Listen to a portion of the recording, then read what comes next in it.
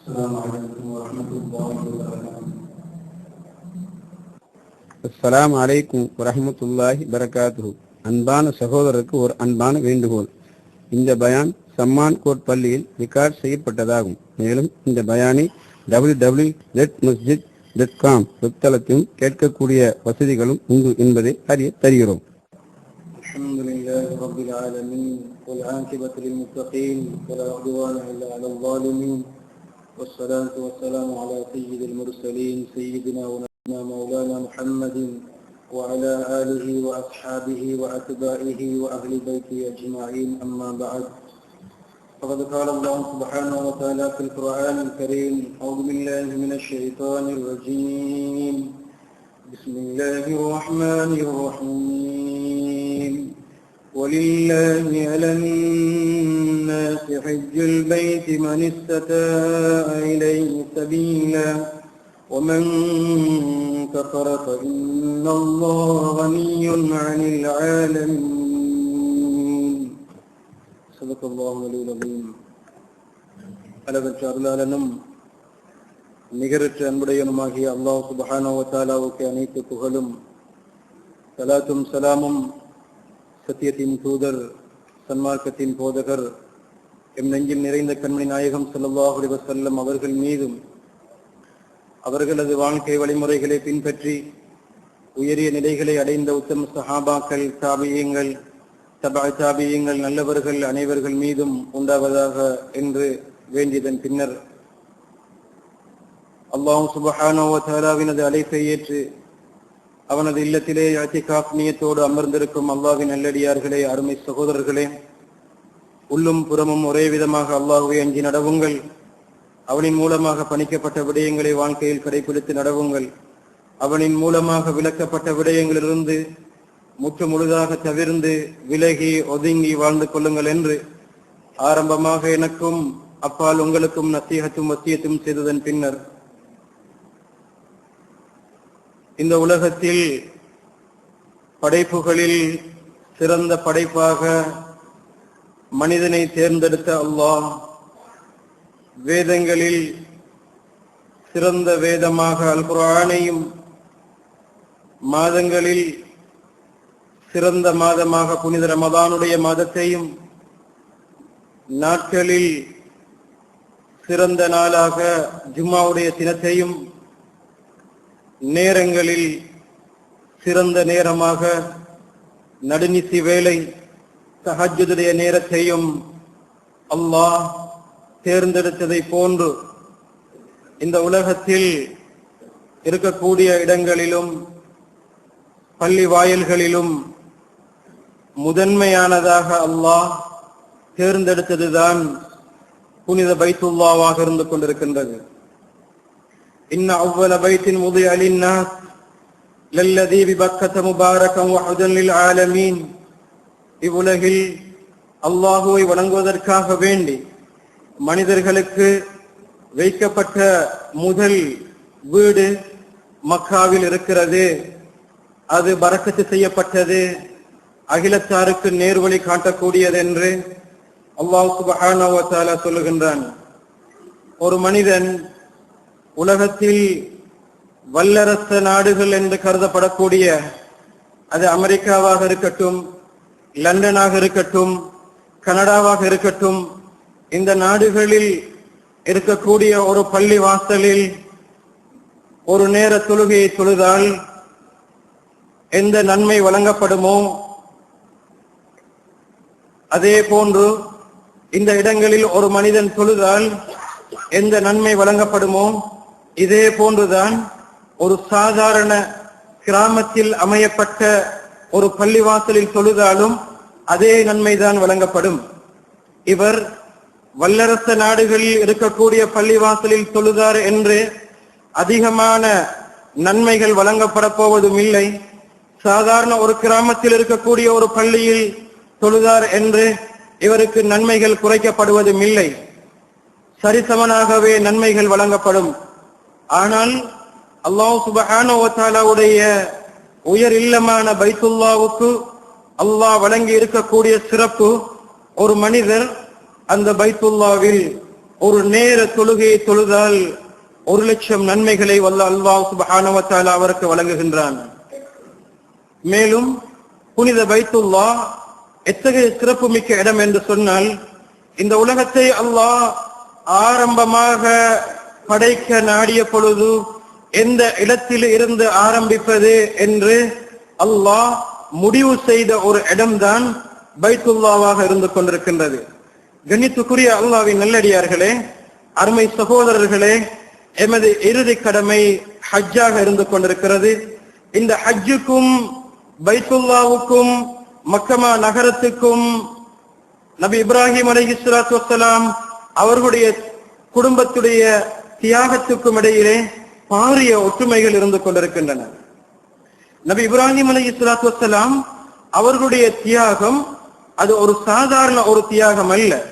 அல்லாஹ் பல சந்தர்ப்பங்களில் நபி இப்ராஹிம் அலைஹிஸ்ஸலாத்து வஸ்ஸலாம் அவர்களை சோதித்திருக்கின்றான். வைது புதலா இப்ராஹிம் ரப்புஹு பிகலிமாத்தின், அல்லாஹ் பல கட்டங்களாக நபி இப்ராஹிம் அலைஹிஸ்ஸலாத்து வஸ்ஸலாம் அவர்களை சோதித்திருக்கின்றான். ஃபஅதம்மஹுன்ன, அந்த சோதனைக்கு நபி இப்ராஹிம் அலைஹிஸ்ஸலாத்து வஸ்ஸலாம் அவர்கள் முகம் கொடுத்திருக்கின்றார்கள் என்பதையும் அல்லாஹ் அல் குர்ஆனிலே சொல்லி காட்டுகின்றான். அல்லாஹ் அல் குர்ஆனில் எந்த ஒரு நபியுடைய மார்க்கத்தையும் பின்பற்றுமாறு எங்களுக்கு சொல்லல, ஆனால் நபி இப்ராஹிமுடைய மார்க்கத்தை பின்பற்றுமாறு வல்ல அல்லாஹ் சுப்ஹானஹு வ தஆலா எங்களுக்கு அல் குர்ஆனிலே சொல்லுகின்றான். ஃபத்தபிஉ மில்லத இப்ராஹிம ஹனீஃபா, நபி இப்ராஹிமுடைய மார்க்கத்தை நீங்கள் பின்பற்றுங்கள் என்று. இதற்கு என்ன காரணம் என்று நாங்கள் பார்க்கின்ற பொழுது அவர்கள் செய்த தியாகங்கள் தான் இதற்கு பெரும் பங்கினை வகித்துக் கொண்டிருக்கின்றது. கண்ணியத்துக்குரிய அல்லாஹ்வின் நல்லடியார்களே, நபி இப்ராஹிம் அலைஹிஸ்ஸலாத்து வஸ்ஸலாம் அவர்கள் ஒரு விக்கிரக வணக்கங்கள் செய்யக்கூடிய, விக்கிரகங்களை செய்து விற்பனை செய்யக்கூடிய ஒரு குடும்பத்திலே பிறக்கின்றார்கள். சிறிய வயதினராக இருக்கின்ற பொழுதே அந்த விக்கிரக வணக்கத்திற்கு எதிராக செயல்பட்டு அதிலும் பல கஷ்டங்களை அவர்கள் சந்திக்கின்றார்கள்.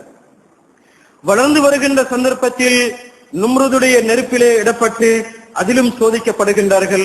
அந்த கட்டத்தையும் தாண்டி வருகின்ற பொழுது மற்றும் ஒரு சோதனை. கண்ணியத்துக்குரிய அல்லாஹ்வின் நல்லடியார்களே, அதுதான் அல்லாஹ்வுடைய கட்டளை தங்களது மனைவி ஹாஜர் அலைஹிஸ்ஸலாத்து வஸ்ஸலாம் அவர்களையும் தங்களுடைய பச்சிளம் குழந்தை இஸ்மாயில் அலைஹிஸ்ஸலாத்து வஸ்ஸலாம் அவர்களையும் மக்கள் சஞ்சாரமற்ற, மக்கள் நடமாற்றமற்ற பாலைவனத்திலே விட்டு வர வேண்டும் என்பதுதான் அந்த சோதனை.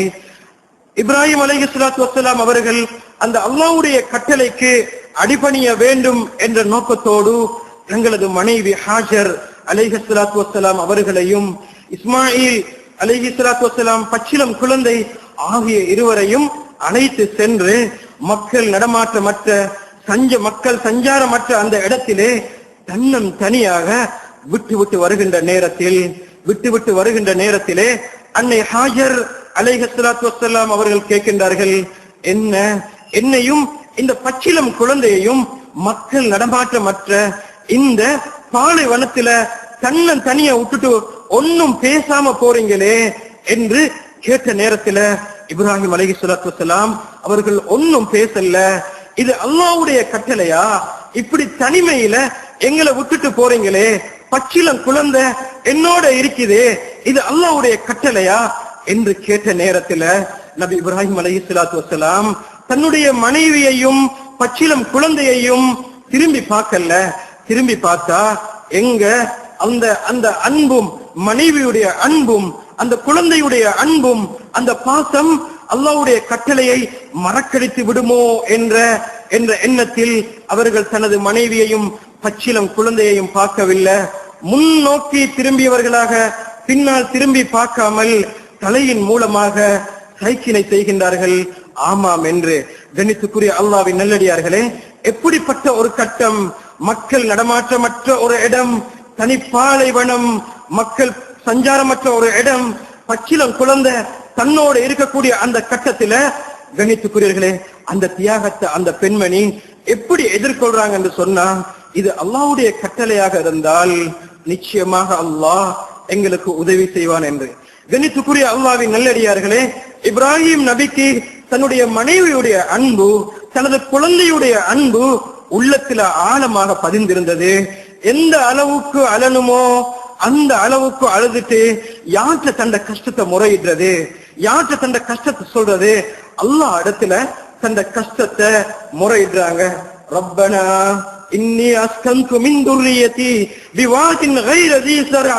யா அல்லாஹ், யா அல்லாஹ், என்ற மனைவியையும் பச்சிளம் குழந்தை இஸ்மாயில் அவர்களையும் புட்பூண்டுகள் முளைக்காத பாலைவனத்தில விட்டுட்டு வந்திருக்கிறேன் யா அல்லாஹ் என்று அல்லாஹ் இடத்துல இறைஞ்சுகின்றார்கள். கண்ணியத்துக்குரிய அல்லாஹ்வின் நல்லடியார்களே, இந்த குடும்பத்துடைய தியாகத்தின் வெளிப்பாட பாருங்க. இந்த குடும்பத்தின் தியாகத்தின் இந்த தியாகத்துடைய வெளிப்பாடுதான் ஜம்சம் ஊற்றெடுத்தது. இந்த குடும்பம் செய்த தியாகம். மா ஜம்சம் லிமா ஷுரிப லஹு.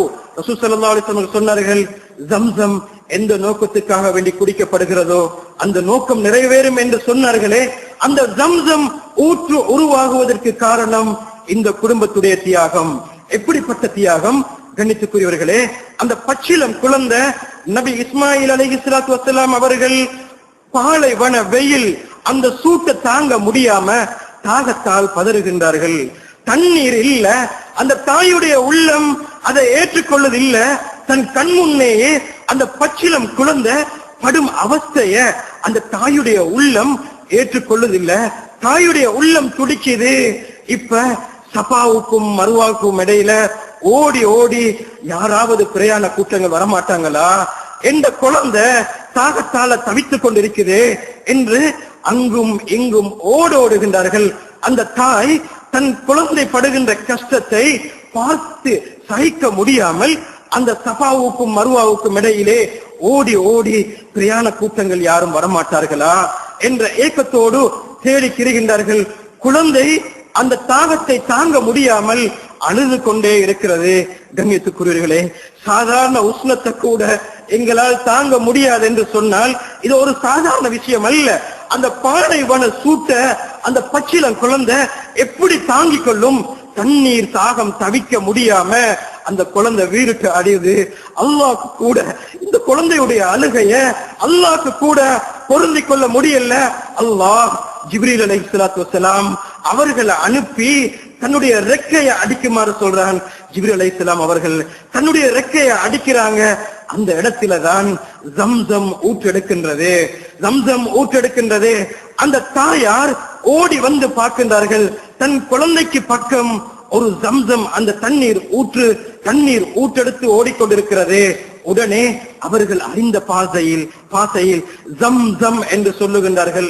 அந்த ஊற்று தடைப்பட்டு விடுகின்றது. கண்ணியத்துக்குரிய அல்லாஹ்வின் நல்லடியார்களே, இந்த குடும்பத்துடைய தியாகத்தின் வெளிப்பாடுதான் ஜம்சமாக இருந்து கொண்டிருக்கிறது. இந்த சோதனையும் தாண்டி வருகின்ற பொழுது மற்றும் ஒரு சோதனை, இது வார்த்தையால் வர்ணிக்க முடியாத ஒரு சோதனை. கண்ணியத்துக்குரியவர்களே, இப்ராஹிம் நபி அலைஹிஸ்ஸலாத்து வஸ்ஸலாம் அவர்கள் தள்ளாடும் பருவத்தில் தனக்கு ஒரு குழந்தை தேவை என்று அல்லாஹ் இடத்துல கெஞ்சி பெற்ற குழந்தைதான் இஸ்மாயில் அலைஹிஸ்ஸலாத்து வஸ்ஸலாம் அவர்கள். இந்த குழந்தை துள்ளி திரியக்கூடிய ஒரு பருவம், பாசத்தை சுரைகின்ற ஒரு பருவம். கண்ணியத்துக்குரியவர்களே, எங்களுடைய குழந்தைகள் துள்ளி திரியக்கூடிய பருவத்தில் நாங்கள் அவர்களை எல்லா இடத்துக்கும் அழைத்துக் கொண்டு போவோம். அவர்களுடைய ஒவ்வொரு நடவடிக்கைகளும் எங்களுக்கு கண்குளிர்ச்சியாக இருக்கும். அவ்வாறான ஒரு பருவத்தில் மற்றும் ஒரு சோதனை, அதுதான் அல்லாஹ் நபி இப்ராஹிம் அலைஹிஸ்ஸலாத்து வஸ்ஸலாம் அவர்களுக்கு அறிவிக்கின்றான்.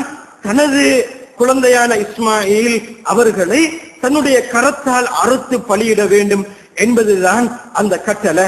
அல்லாஹ் குர்ஆன்ல கூட சொல்லுகின்றான். இத இப்ராஹிம் நபி தன்னுடைய மகனிடத்துல எப்படி அணுகினாங்க என்கிறதையும் அல்லாஹ் அல் குர்ஆன்ல தெளிவாக சொல்றான். قال يا بني إني أرى في المنام أني أذبحك فانظر ماذا ترى.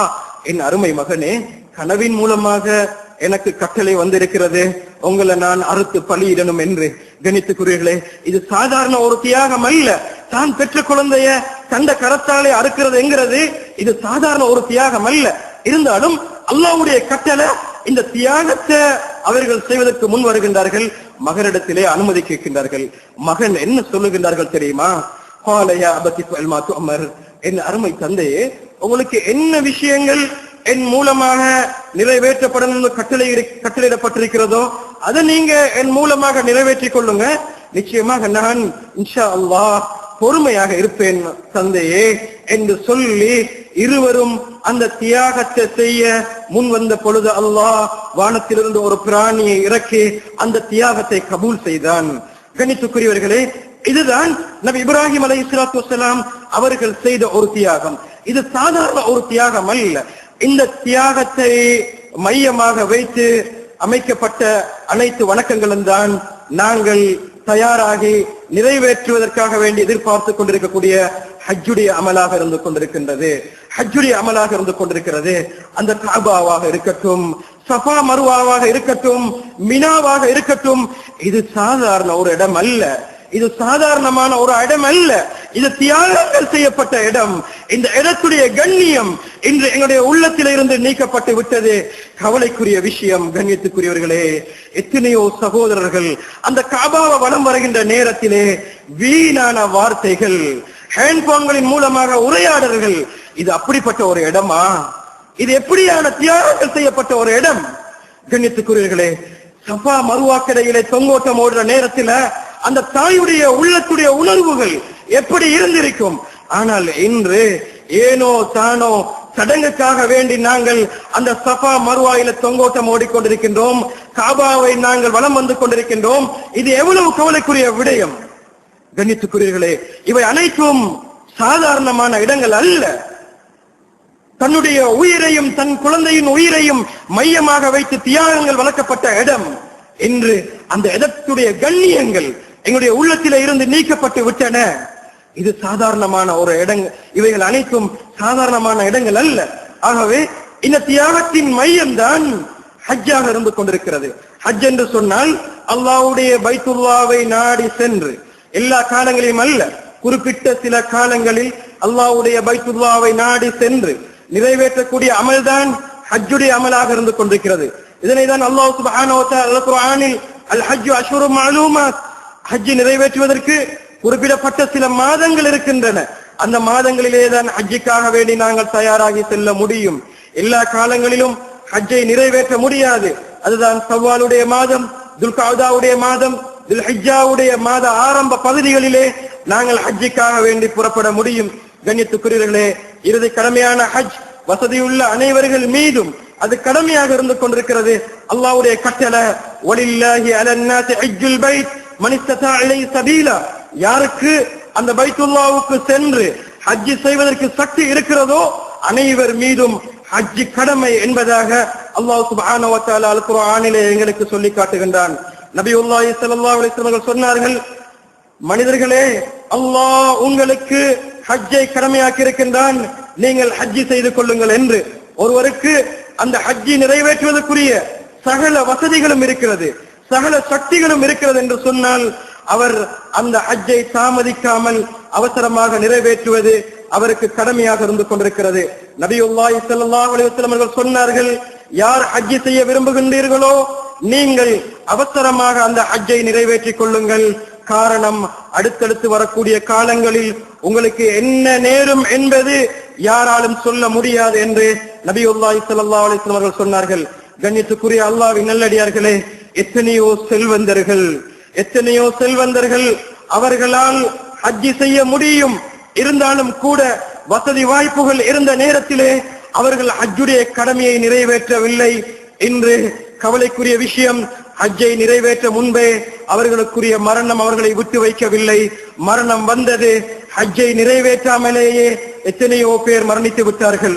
இன்னும் எத்தனையோ செல்வந்தர்கள், அவர்களுக்கு செல்வம் இருந்தது, அந்த காலத்தில் ஹஜ் செய்வதற்குரிய வசதி வாய்ப்புகள் இருந்தது, இருந்தாலும் இருக்கட்டும், எதிர்வரக்கூடிய வருடத்திலே நாம் ஹஜ் செய்வோம், அதுக்கு அடுத்த வரும் வருடத்திலே ஹஜ் செய்வோம் என்று தவணையிட்டுக் கொண்டிருந்தார்கள்.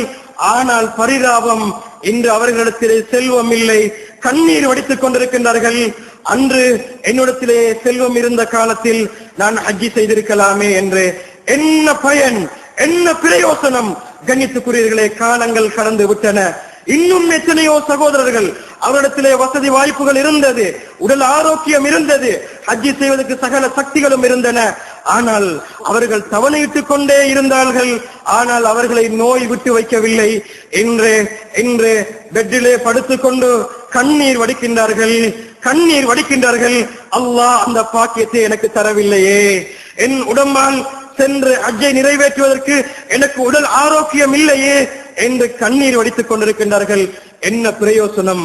கண்ணியத்துக்குரியவர்களே, இன்னும் சிலர்கள் சொல்ல போனால், அன்று அவர்களுக்கு ஹஜ்ஜுக்கு சென்று வருவதற்குரிய அனைத்து ஏற்பாடுகளும் இருந்தன, உடல் ஆரோக்கியம் இருந்தன, வசதி வாய்ப்புகள் இருந்தன.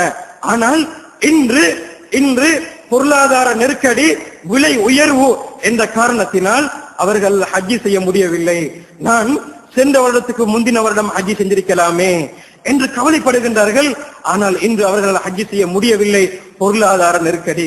கணித்துக்குரிய அல்லாஹ்வின் நல்லடியார்களே, நீங்கள் அனைவர்களும் அறிந்த ஒரு விடயம்தான், எமது நாட்டிலே ஹஜ்ஜிக்கு ஏற்படக்கூடிய இந்த நெருக்கடி அனைவருக்கும் தெரிந்த ஒரு விடயம்.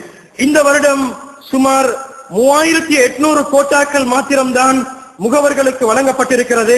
100க்கும் அதிகமான முகவர்கள், ஒவ்வொரு முகவர்களும் பலர்களை ஹஜ்ஜிக்கு அழைத்து செல்வோம் என்று வாக்குறுதி வழங்கினார்கள். ஆனால் அவர்கள் எண்ணிய அந்த டார்கெட் எண்ணிக்கையை விடவும் அவர்களுக்கு கிடைத்த கோட்டா மிகவும் குறைவு. என்ன செய்வது?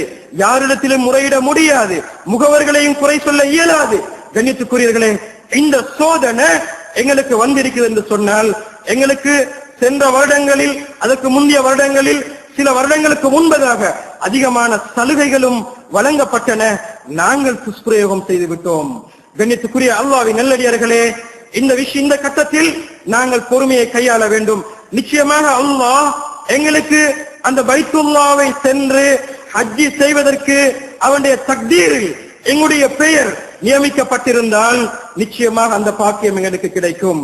இல்லை என்று சொன்னால் நாங்க தலைக்கீழ நின்றாலும் அது எங்களுக்கு கிடைக்காது. நாங்க யாரையும் ஏசியோ தூற்றியோ வேலை இல்லை.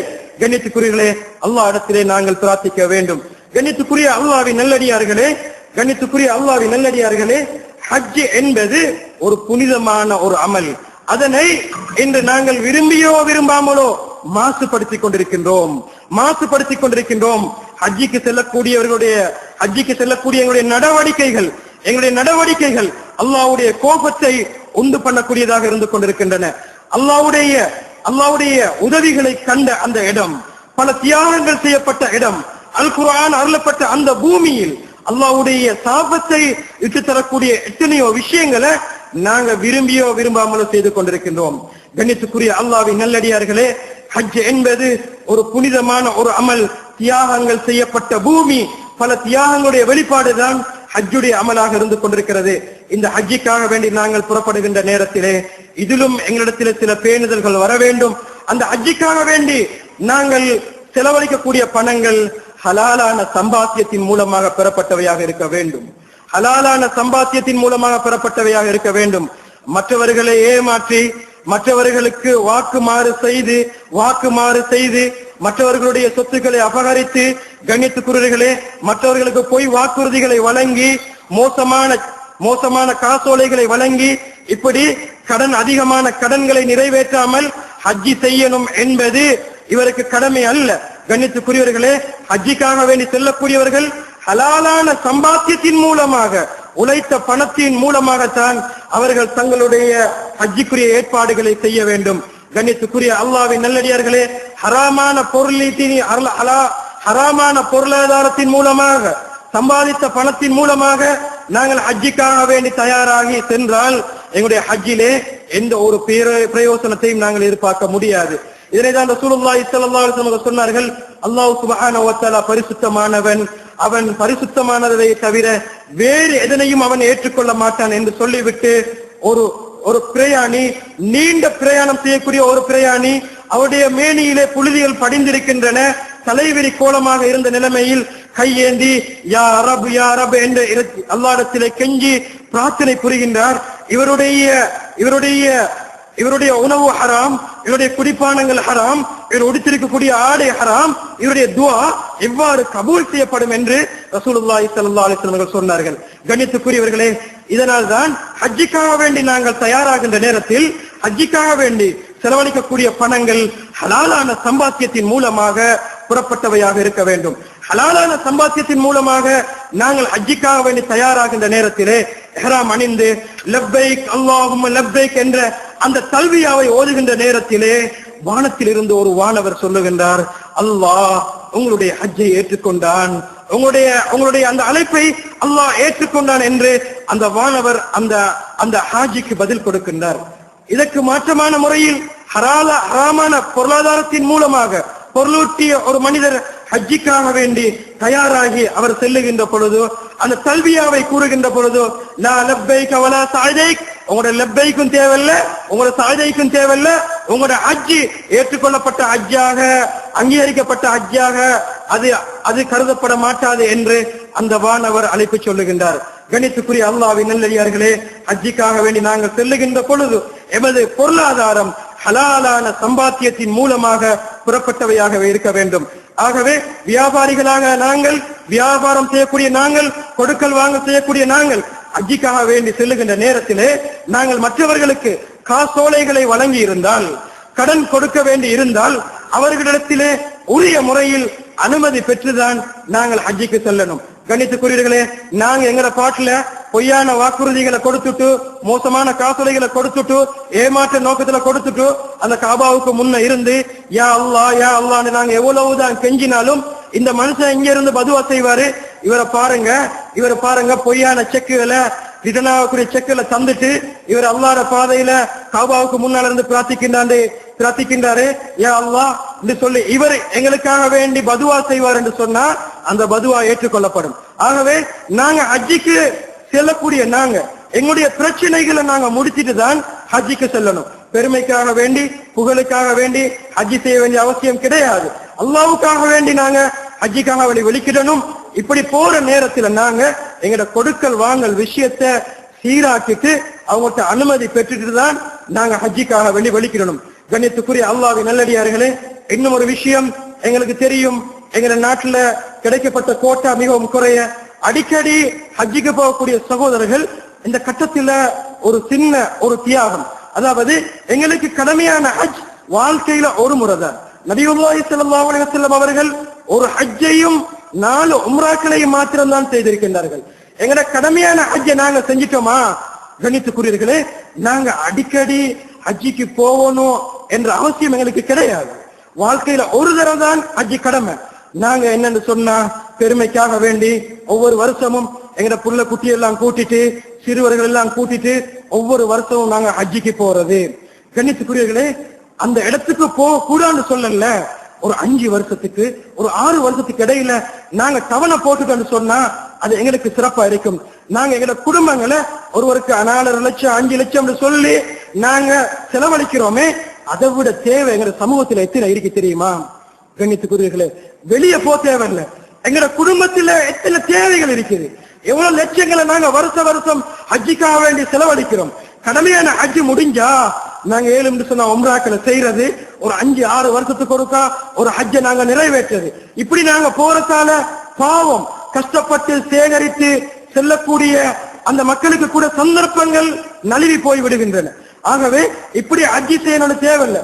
கண்ணியத்துக்குரியவர்களே, எங்க சமூகத்துல எத்தனை யத்தீம்கள் இருக்கிறாங்க, நல்ல படிக்கக்கூடிய ஆர்வம் உள்ளவங்க, வறுமை பிரச்சனை, தங்களால் படிக்க இயலாது, தந்தையை இழந்து அனாதையா இருக்கிறாங்க, ஒன்னும் செய்ய இயலாது, கஷ்டத்தை வெளியே சொல்ல இயலாது, தன்னை தாயை காப்பாற்றணும், குடும்பத்தை காப்பாற்றணும், அந்த பொறுப்புணர்ச்சியோட கடைகள்ல வந்து சேர்றாங்க.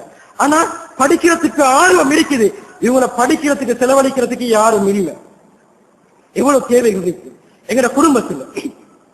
எத்தனை ஏழை குமர்கள் தகுதியான வயது அடைஞ்சும் வறுமையான மனம் முடிக்கிறதுக்கு எதிர்பார்த்து கொண்டிருக்கிறாங்க. எங்கட குடும்பத்துல இருக்கிறாங்க. இவங்களோட தேவையெல்லாம் நாங்க நிறைவு செய்யாம வருஷம் நானும் என் குடும்பமும் என் பிள்ளையும் என்று சொல்லி நாங்க ஹஜ்ஜிகளை நிறைவேற்றினா இது அல்லாஹ்வுக்கு பொருந்துமா? கண்ணியத்துக்குரியவர்களே, ஒரு ஏழை குமருடைய விஷயத்த அல்லாஹ்வுக்காக வேண்டி இந்த ஹஜ்ஜிக்காக வேண்டி செலவழிக்கக்கூடிய பணத்தை அந்த ஏழை குமருடைய கண்ணீரை துடப்படுதா, அந்த ஏழை குமர் செய்யக்கூடிய துவா உங்களோட கபூர்ல எத்தனையோ ஹஜ்ஜுடைய நன்மையை இழுத்து கொண்டு தரும். ஒரு யத்தீமை பொறுப்பெடுத்து படிக்க வச்சா அந்த யத்தீம் படிச்சு சமூகத்துக்கு பிரயோசனமான ஒருவராக வந்தால் அது காலம் பூரா உங்களுக்கு சதக்கா ஜாரியா. கண்ணியத்துக்குரிய அல்லாஹ்வின் நல்லடியார்களே, இந்த சந்தர்ப்பத்தில் நாங்கள் இதனை சிந்திக்கணும். ஹஜ் என்பது கடமைதான், சந்தேகம் இல்லை. எங்கட கடமையான ஹஜ் நாங்க ஒரு தடவை செஞ்சிட்டோமா? இப்படியான சமூகத்துல பல தேவைகள் இருந்து கொண்டிருக்கிறது. அந்த தேவைகளை நாங்க நிறைவேற்றணும். கண்ணியத்துக்குரிய அல்லாஹ்வின் நல்லடியார்களே, ஆகவே இப்படியான விஷயங்கள் இன்று எங்களுடைய காலத்தின் தேவையாக இருந்து கொண்டிருக்கிறது.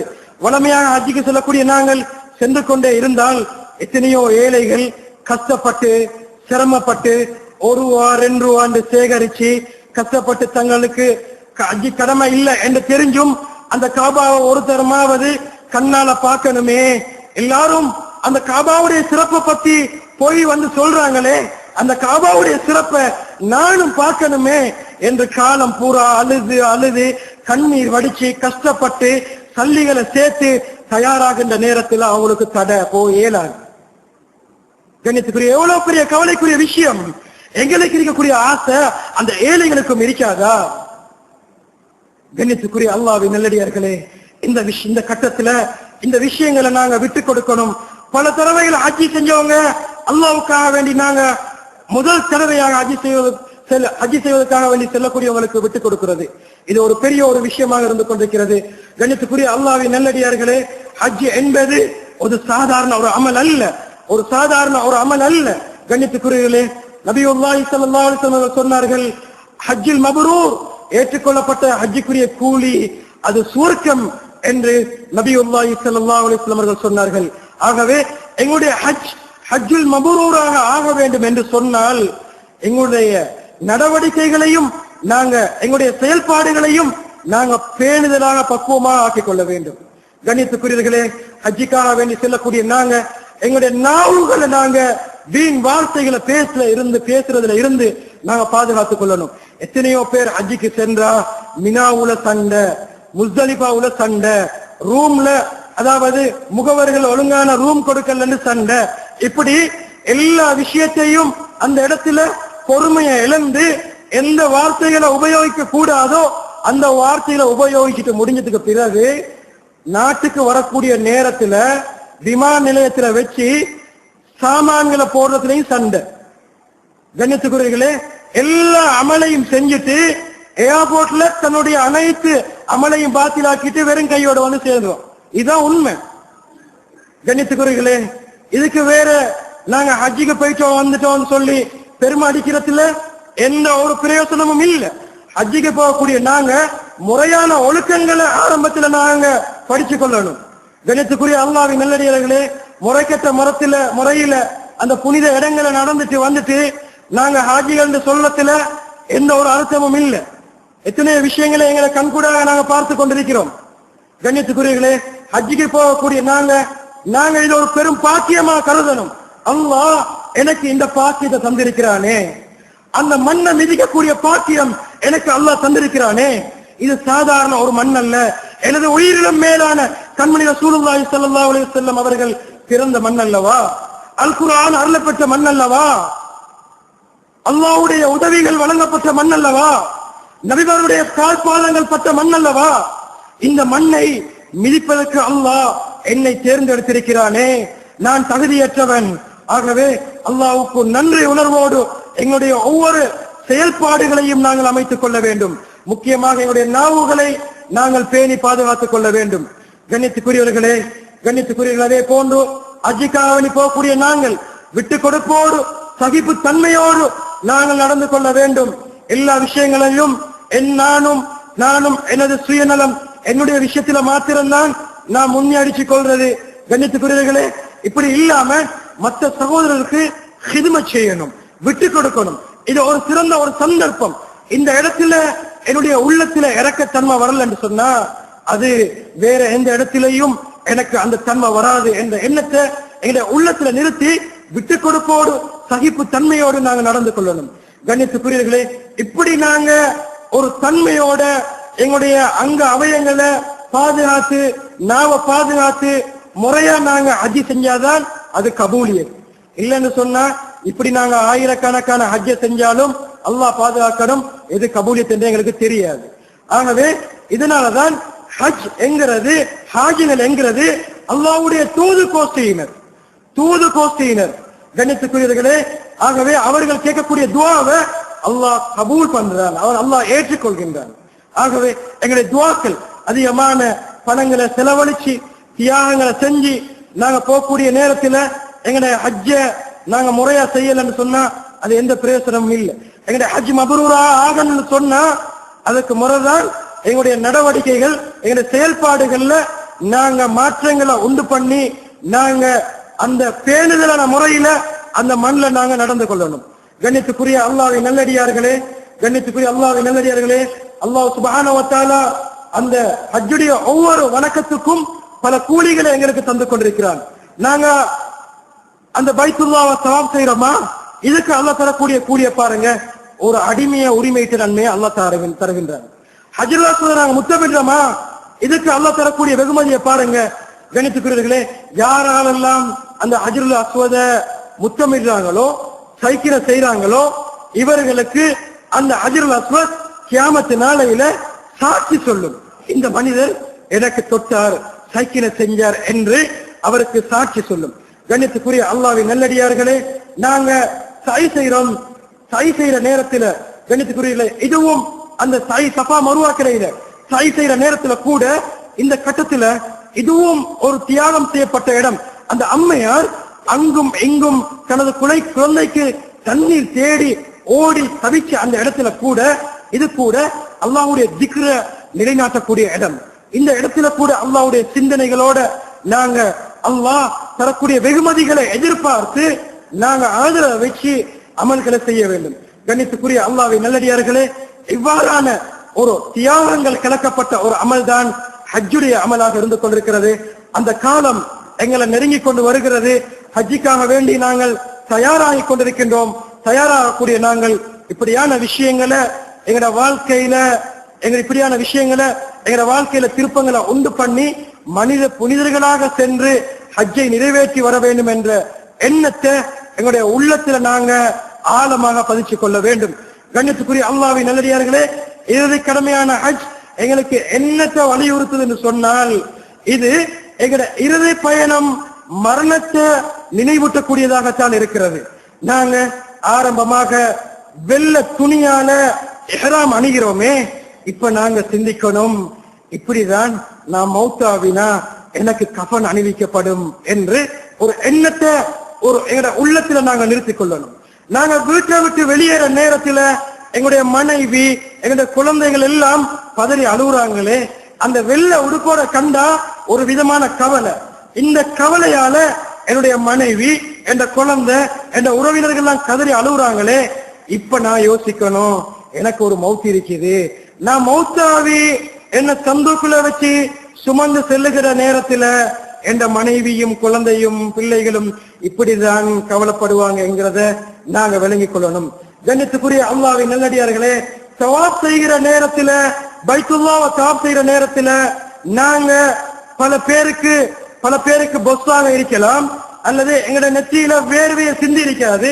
இந்த கட்டத்துல அந்த பைத்துல்லாஹ்வை தவாப் வலம் வர நேரத்துல எங்கட உடம்புல வேர்த்து விறுவிறுத்து நாங்க தியாகத்தோட செய்யற நேரத்துல எங்கட உள்ளத்துல நான் பெரியவர், நான் ஒரு போஸ், நான் ஒரு மினிஸ்டர், நான் சிறப்புக்குரியவன் என்ற எண்ணங்களை எங்க உள்ளத்துல நாங்க நிறுத்தி எங்களுக்கு பல வேலையாட்கள் பல வேலைக்காரர்கள் நாங்க வச்சு வேலை வாங்கி கொண்டிருந்தோமே, இப்ப தவாப் செய்யற நேரத்துல என் உடம்புல வேறுத்து விறுவிறுத்து இப்ப நான் அந்த தியாகத்தை செஞ்சு கொண்டிருக்கிறேனே, இப்ப நாங்க யோசிக்கணும், என்ன விடவும் ஒருவன் அல்லாஹ் அவன் இருந்து கொண்டிருக்கிறான், அவனுக்குத்தான் நான் அடிமை என்கிறத நாங்க அந்த உபூதிய அடிமைத்தனத்தை வெளிப்படுத்தி நான் ஒரு அடிமை என்கிறத எங்க உள்ளத்துல நாங்க ஆழமாக நிறுத்தி கொள்ளணும்.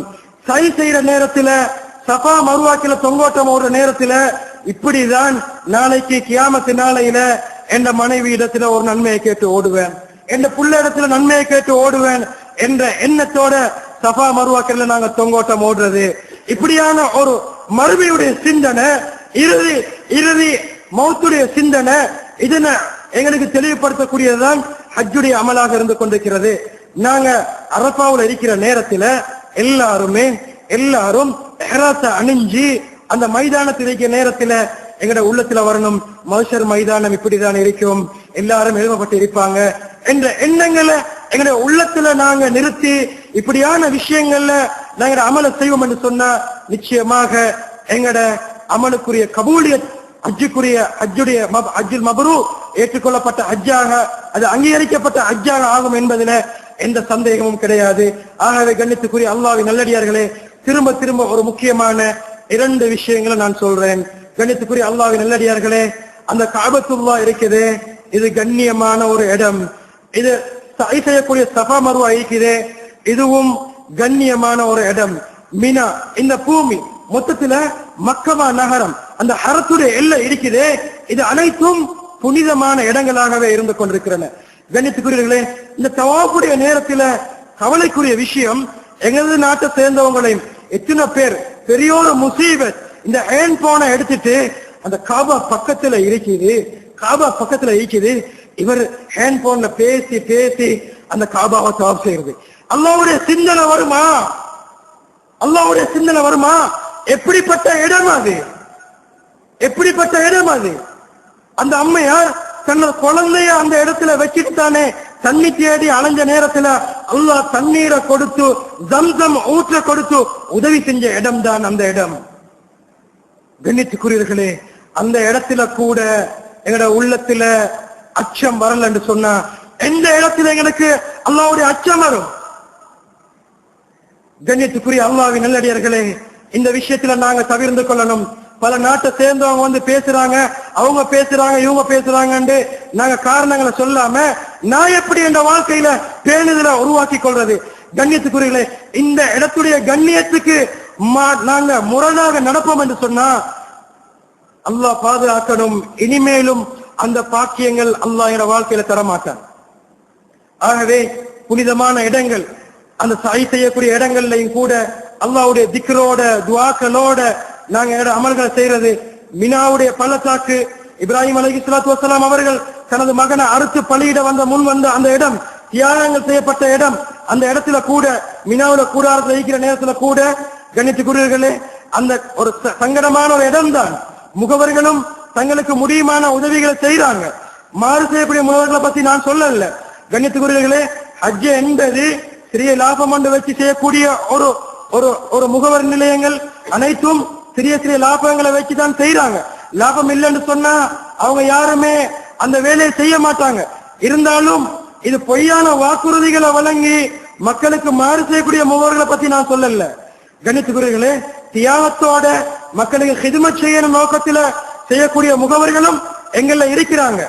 ஆகவே அவர்களால முடியுமான முயற்சிகளை அல்லாஹ்வுக்காக வேண்டி அவர்கள் செய்கிற நேரத்துல, ஏதாவது முன்ன பின்ன ஆகிற நேரத்துல கூட தகாத வார்த்தையால் சொல்ல முடியாது. எங்க? அந்த மினாவுல. மினா, அந்த முஸ்தலிஃபா, இந்த இடங்கள், அரஃபா, இதுதான் ஹஜ்ஜி, இதுலதான் தியாகங்கள் செய்யணும். இந்த இடத்துல கூட பல வார்த்தைகளை, தகாத வார்த்தைகளை பேசி எங்கட ஹஜ்ஜிகளை நாங்க பாத்திலாக்கி கொள்றோம். இந்த இடங்களை நாங்க நிதானமாக, இந்த இடங்கள் இருக்குது, இது சாதாரணமான ஒரு இடங்கள் அல்ல. கணித்துக்குரியர்களே, இந்த இடத்துடைய கண்ணியங்களை பேணி நாங்க நடந்து கொள்ளணும். ஆகவே கண்ணியத்துக்குரிய அல்லாஹ்வின் நல்லடியார்களே, இதற்காக வேண்டி அந்த இடங்கள்ல நாங்க மிக்க மரியாதையோட, அல்லாஹ்வுடைய திக்ரோட, சிந்தனையோட நாங்க நடந்து கொள்ளணும். அப்பதான் எங்களுடைய ஹஜ் கபூலியத்தான ஹஜ்ஜாக மாறும். அடுத்த ஒரு விஷயம், நான் ஏற்கனவே சொன்னதை போன்று பல தடவைகள் ஹஜ்ஜி செய்தவர்கள் இந்த வருடம் அறவே ஹஜ்ஜிக்கு செல்லாதவர்களுக்கு முன்னுரிமை வழங்குவதுதான் ஒரு பெரிய ஒரு தியாகம். அல்லாஹ்வுக்காக வேண்டி விட்டுக் கொடுங்க. அப்படி செலவழிக்கிறதுக்காக வேண்டி நீங்கள் சேகரித்து வச்சிருக்கக்கூடிய பணம், உங்களுடைய குடும்பத்தோட அல்லது நீங்க ஹஜ்ஜிக்காக வேண்டி செல்வதற்காக வேண்டி சேமிச்சு வச்சிருக்கக்கூடிய பணத்தை, நான் ஏற்கனவே சொல்றது போல நல்ல விஷயங்கள் இருக்கின்றன. நீங்க காபத்துல்லாவுக்கு போக வேண்டிய அவசியம் இல்லை. உங்களுக்கு கடமை முடிஞ்சு, எங்கட குடும்பத்துல எத்தனையோ ஏழை குமர்கள், யத்தீம்கள் இருக்கிறாங்க. இவங்களோட விஷயத்துல இவங்க கண்ணும் கருத்துமாக சமூகத்துல பல தேவைகள் இருக்குது. இன்னைக்கு சமூக சீரழிவுக்கு காரணம் எத்தனையோ காரணங்கள் இருக்கிறது. இதுல இருந்து விடுபடுறது என்று சொன்னா நாங்க எங்களோட பங்களிப்பையும் வழங்கினால் நிச்சயமாக இதுல இருந்து சமூகம் பாதுகாக்கப்படும். அப்படியான விஷயத்துக்காக வேண்டி நாங்க செலவழிச்சா, நாங்க மௌத்தானாலும் ஒரு ஹஜ் அல்ல, பல லட்சக்கணக்கான ஹஜ்ஜிகளை செஞ்ச நன்மையை அல்லாஹ் தருவான். ஹஜ்ஜி செய்யறது நோக்கம் எங்களை ரப்ப திருப்திப்படுத்துறது தான், வேற எந்த நோக்கமும் இல்லை. உலகத்துல யாருதான் எத்தனை தடவை வாய் நிறைய ஹாஜியார் ஹாஜியார்னு கூப்பிட்டாலும் அல்லாஹ்விடத்துல கபூலியத் இல்லாட்டி அதுல எந்த பிரயோசனமும் இல்லை. கணித்துக்குரிய அல்லாஹ்வின் நல்லடியார்களே, ஆகவே அந்த கபூலியத்தான ஹஜ்ஜாக எங்களுடைய ஹஜ் மாறணும். நாங்க அதற்காக வேண்டி தியாகங்கள் செய்யணும். இந்த வருடம் எமது நாட்டுக்கு கிடைத்த கோட்டா 3800, 100க்கும் அதிகமான முகவர்கள் இருக்கின்றார்கள். இவர்களுக்கு பிரிச்சு கொடுக்கிற நேரத்தில் மிகவும் குறுகிய எண்ணிக்கை தான் ஒவ்வொரு முகவருக்கும் போய் சேருது. ஆகவே 5000 6000 பேர் அதிகமான பேர் ஹஜ்ஜிக்கு போவதற்காக வேண்டி தயாராக இருக்கிறார்கள். வெறுமனை 3800 தான் கிடைச்சிருக்குது இந்த கட்டத்துல. ஆகவே அடிக்கடி ஹஜ்ஜிக்கு போகக்கூடியவர்கள் அல்லாஹ்வுக்காக விட்டு கொடுத்து முதல் முறையாக தன்னுடைய கடமையை நிறைவேற்றுவதற்காக வேண்டி தயாராக இருக்கக்கூடியவர்களுக்கு சந்தர்ப்பங்களை வழங்க வேண்டும் என்று கூறி அல்லாஹ் சுப்ஹானஹு வ தஆலா நாங்கள் செய்யக்கூடிய நல்ல அமல்களை ஏற்றுக்கொள்வதோடு நாங்கள் ஹஜ்ஜிக்காக வேண்டி புறப்படக்கூடியவர்களாக இருந்தால் அல்லாஹ் அந்த பாக்கியத்தை எங்கள் அனைவருக்கும் தரணும்.